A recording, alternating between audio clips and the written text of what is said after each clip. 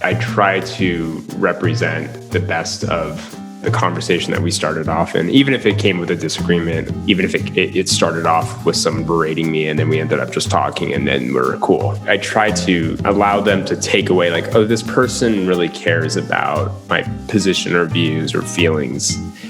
I want people to understand that we're trying to help share their story.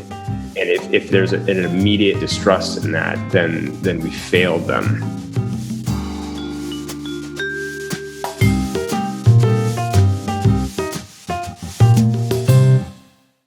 In 1921, an advertising executive by the name of Fred Bernard coined the term, "A picture is worth 1,000 words." He actually first called it, according to Wikipedia, he said it was 10,000 words. He also made it up completely that it was a Chinese proverb. But the saying stands today that a picture does things that words can't. So what better kind of thing to talk about when it comes to communication and conversation than about pictures? And better than that, I am fortunate today on Tell Me What to Say to have a really, really cool, interesting photographer on the show today. His name is Mason Trinca. And you're going to get to know Mason through some of his stories, which I'm going to do my best to get him to share. And he and I are going to explore what taking pictures has to do with conversation. So Mason, thank you for joining me today. Thanks for having me. You're welcome. You're welcome. Where are you sitting right now, Mason? I'm actually sitting in my wife's office, which I'm glad we're not doing a video call because my office is a disaster at this point. Yeah. So you look, yeah. I thought it was going to be, you'd have to look into my life, and I was just like, I'll spare him spare us that and go straight to my wife's office, which is nice and clean and minimal. Nice. And you're in, remind me, you're in Portland, San Francisco. Your website shows you work in both. I did pre-COVID. I now reside in Portland. Portland is my home now. But I often go down still to this day, down to California. Great. Well, tell us then, if somebody's tuning in, maybe by describing, say, as a guess, the last 48 hours of your work, we can begin to understand what it is that you do. Right. So the last month and a half, I've been covering some of the unrest and protests and up in Portland, which has been on the national stage for, it seems like, the last month. And so a typical day, I think, would start with a conversation with our editor. What are the priorities for that day? What are some of the things we want to show? Who is working on certain stories? What reporters are on the ground? We really try to approach each day at a kind of a 10,000 foot perspective. And we go from there. And I usually just head out the door. And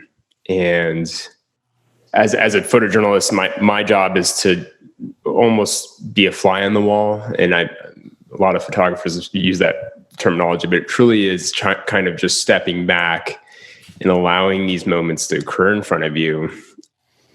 Oftentimes in the Portland protests, it's been, reading the crowds, understanding like where is the energy going, where is the anger going, and either trying to stay away from that or try to get into that. This past Saturday, just coincidentally, we just reached a milestone in the Portland protest, reaching the 100th day. So that had some significance. It was very high energy, and there was a lot of people that were clearly still upset after the 100th day. And if you were a first-time viewer into the protests, you would have seen this very, very large event. And Yeah, the energy is still in the room. The energy is still in the room means you Yeah. still feel it?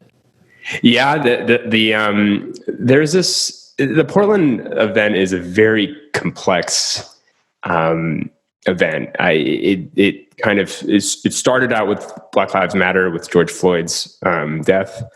It transitioned to federal occupation when feds began. There were reports that feds were arresting in unmarked vehicles, and since feds have kind of stepped off the streets, the tension has gone back to local Portland police. And oftentimes with the counter protests from Patriot Prayer and the Proud Boys, it's been a very much of a clash in the last several weeks between these groups, and almost a culture war where I think our country represents kind of this moment in our country where we're not really sure how to have dialogue anymore. And I think it shows in these events where you're standing in the middle of two individuals that have very different views and that are very angry at the system. And so, that's kind of interesting from my perspective. Yeah. Yeah. How do you, so let's put you, if it's okay, let's put you back into some of those moments where you literally describe two people angry at each other. And I understand that's feels like a bit of a metaphor for the whole thing. Where are you in the literally in the map of it all? Not only where are you, but how do you make sure you get there? It's funny. I really try to bring the readers in, readers meaning the folks that pick up the New York Times every day. I really try to bring them into the scene. And that means sometimes standing right next to, situations that might feel dangerous. In this situation, I think I really don't know. It's very just like I walk up to people, I make myself known who I am. And, I just I start off with always a conversation. Like, how are you doing? Like, how are you feeling? Like, what are you feeling? I don't try to drill them with their political views. I rather try to engage and connect on an emotional level, because those are real. I don't think we don't have to disagree with that. If someone feels a certain way about this moment, that's totally valid, and I can have a real conversation about that with someone. And then typically people let their guard down and then let me be there. Yesterday there was a Trump rally with mixed organizations that were involved in this rally. And one organization, the Proud Boys, were involved, and we wanted to follow them. And they eventually did another rally in Salem, which led to kind of a standoff between Antifa crowds and Black Lives Matter crowds and just counter protests. And usually for a kind of a confrontational event like that, I try to pick like one or two people in the crowd that I'm just drawn to. And I go up to them and I have a very simple conversation. Like, how are you doing? Like, why'd you come out here today? Like, what are you feeling today? And when I do that, I have a tendency to connect with that individual. I have a tendency to be able to relate to that individual, even if their political views are so far off from where mine are. I try to bring myself into their shoes, into their world. And it can be difficult sometimes. Trust me. I mean, if you're talking to someone that just believes something just so radical from you, and it's in some ways can be incredibly repulsive and awful. Um, in order for me to do my job effectively, I need to be able to kind of step in there and present myself as someone, as a person, and not necessarily as an organization. And it really kind of takes the guard off. If I'm the scary journalist from the Times, people are not, people are going to have their opinions. But if I'm just a person and I'm standing with you, having a general conversation, I have genuine moments with individuals, and that leads to better images. Even during really intense times, like yesterday, there was a big brawl right in front of the state capitol at Salem. I think 2 people were arrested.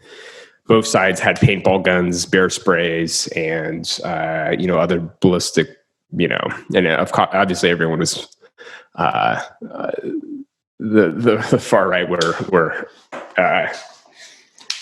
had a lot of AR-15s and large machine guns, so it was very intense. And so I don't want to present myself in that fashion where I'm an enemy of sorts. And so I really tried to make a concerted effort to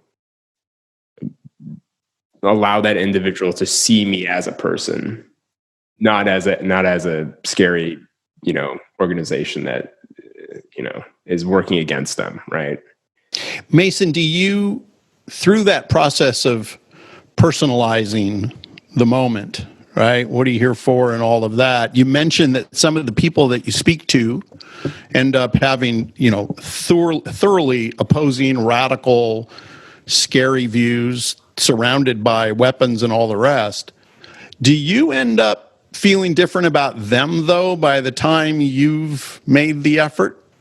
I know they likely see that you're more than just a camera, but how do you end up feeling about them?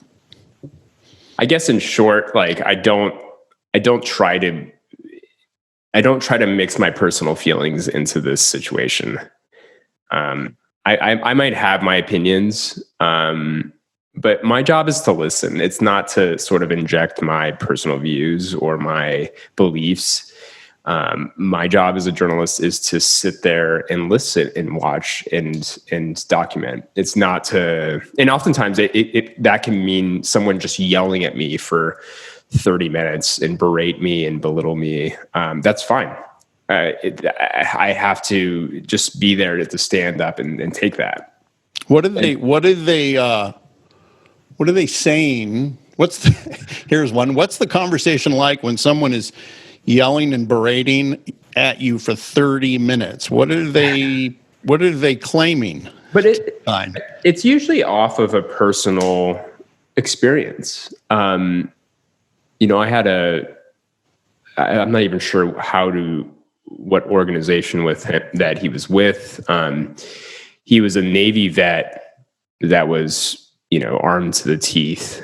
And he came out to defend and protect citizens of the country.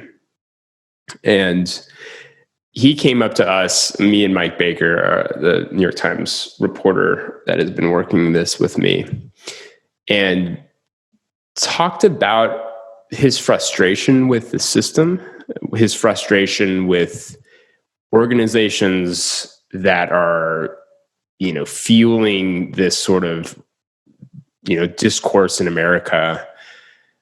I don't agree with that. I think the Times does as best of a job it can. I think the Times is definitely not perfect by any means, but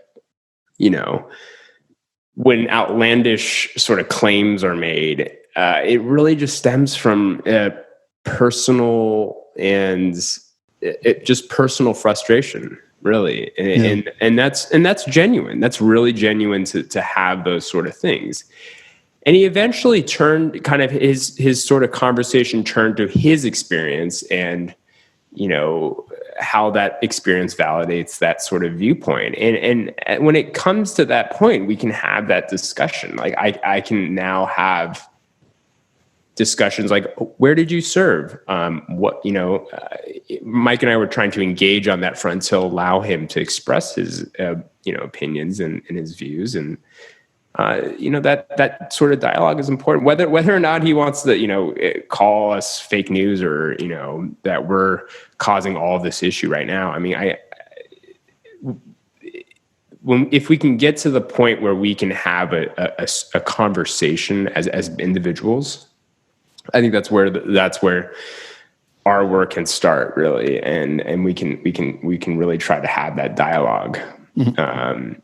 But oftentimes people that draw out to these groups have very extreme views, very strong opinions, and sometimes it's not worth engaging in that dialogue. Sometimes it's just there to listen and observe. Yeah.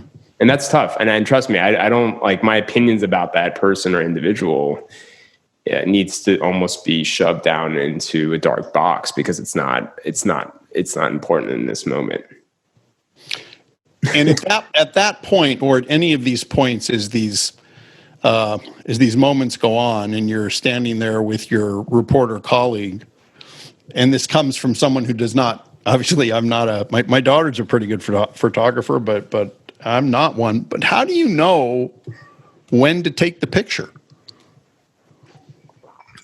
It's pretty simple. I'm always striking a conversation, and then I just simply ask.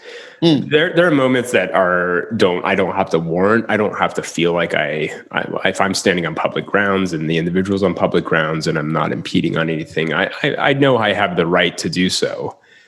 But to really get someone engaged in the photo, you have to. It's almost a collaboration. They're giving you something and you're taking away from something. Mm-hmm. So my perspective in reality is to allow this sort of collaboration. And it just starts with a simple question, like, can I take your photo? Are you okay with me, taking a picture of you? I never go up to someone and just start photographing them. That's just not how I approach my work. I don't think that's fair for the individual.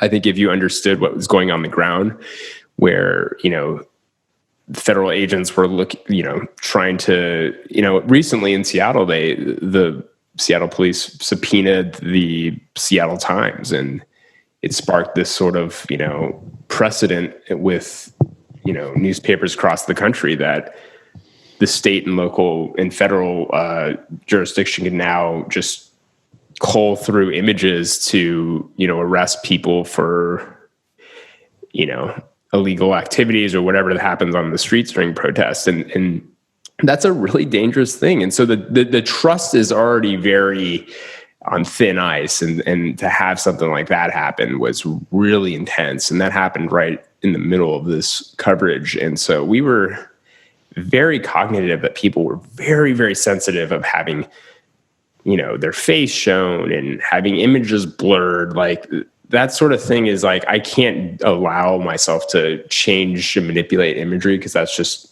ethically speaking not allowed in photojournalism. But I can at least be like, hey, look, I can compromise on this point. Like, I can try to collaborate with you, and but obviously there's moments that are just warranted that are too big for that, and I have to make that call. So oftentimes it's a combination of that both, where I'm going out of the way to make this call that this moment is important, and I don't care if it, the repercussions of it. When it sounds like you take, or correct me, but like yesterday or whatever it was, are they mostly pictures of individuals that you're in conversation with, or do you step back and try to take a wider shot? I don't know what else to call it, right? Or do you focus on people? I want people to understand the event. And if that means everything you just described, then yes, I'm capturing kind of textures, atmosphere, this sort of sense of anger and anxiety. And oftentimes you're filling that with moments that are not of people, but of scenes and objects and colors and sounds. it sounds cliche, but it really, in order to be an effective journalist, those sort of imagery have to play into the larger sensory of you viewing it, right? Yeah. Kind of inject that sort of view of, if you were standing there, this is what it would look like. Got it.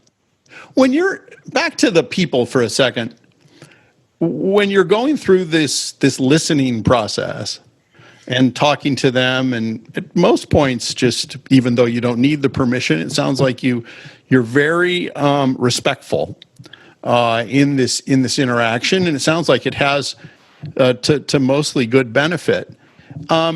Do you ever think about how you want them to feel by being a subject of your photos? Yeah, I mean, when I worked in small newspapers, it sure did. Because I'd go at home at the end of the day and the guy would be my neighbor, right? Yeah. Yeah. So in a national event, I think it's fair to say that I try to represent like the best of, the conversation that we started off in, even if it came with a disagreement, or Right. even if it started off with someone berating me and then we ended up just talking and then we're cool, right? Yeah. I try to keep it, allow them to take away like, oh, this person really cares about my position or views or feelings. And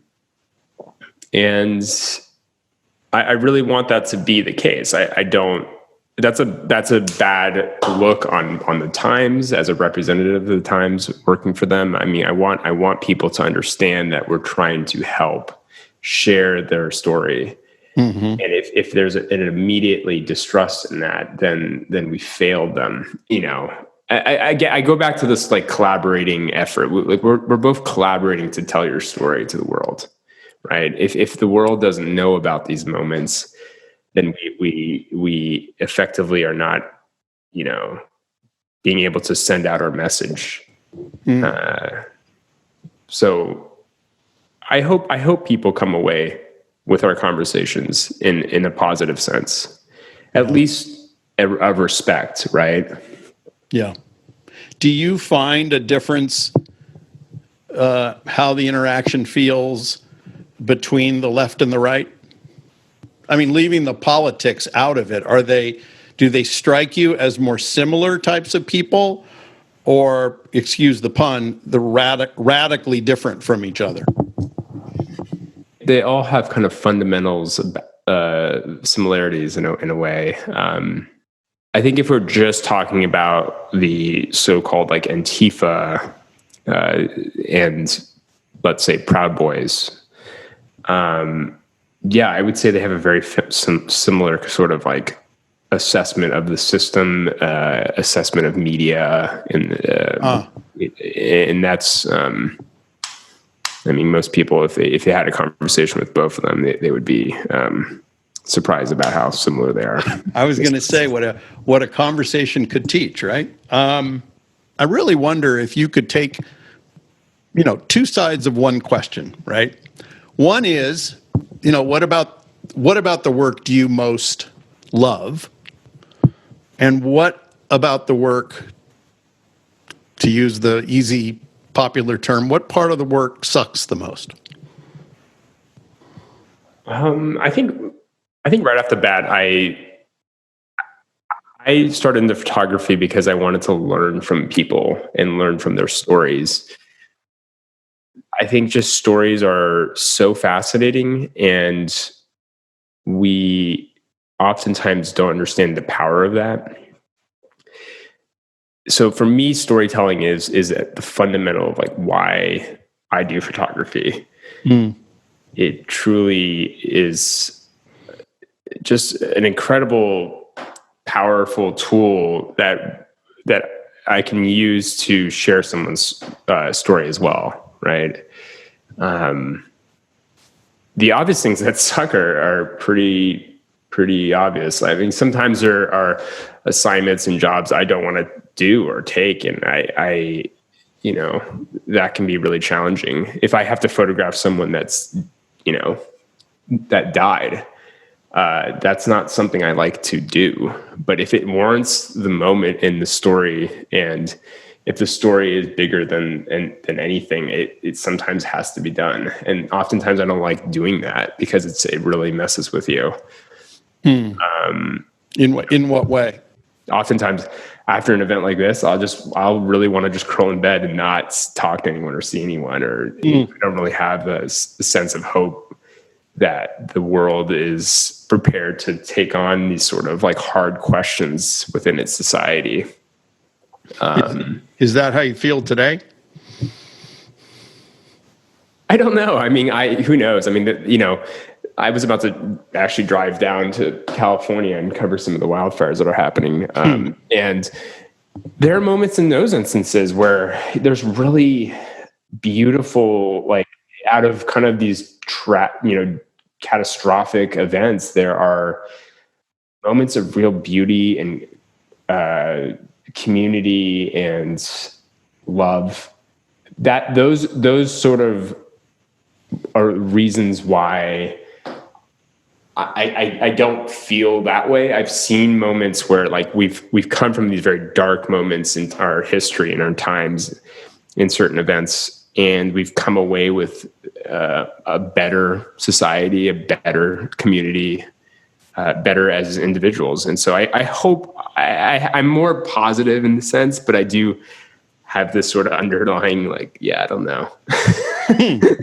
Yeah, I was going to try to be pithy here as we begin to conclude, and does this leave you really you more than at least anybody I know, and I've now known you for this little bit.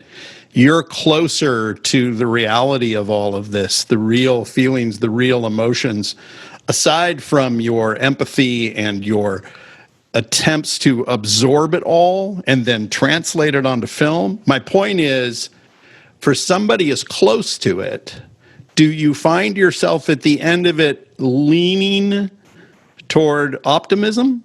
And I mean real optimism, not bullshit, it's all going to be fine.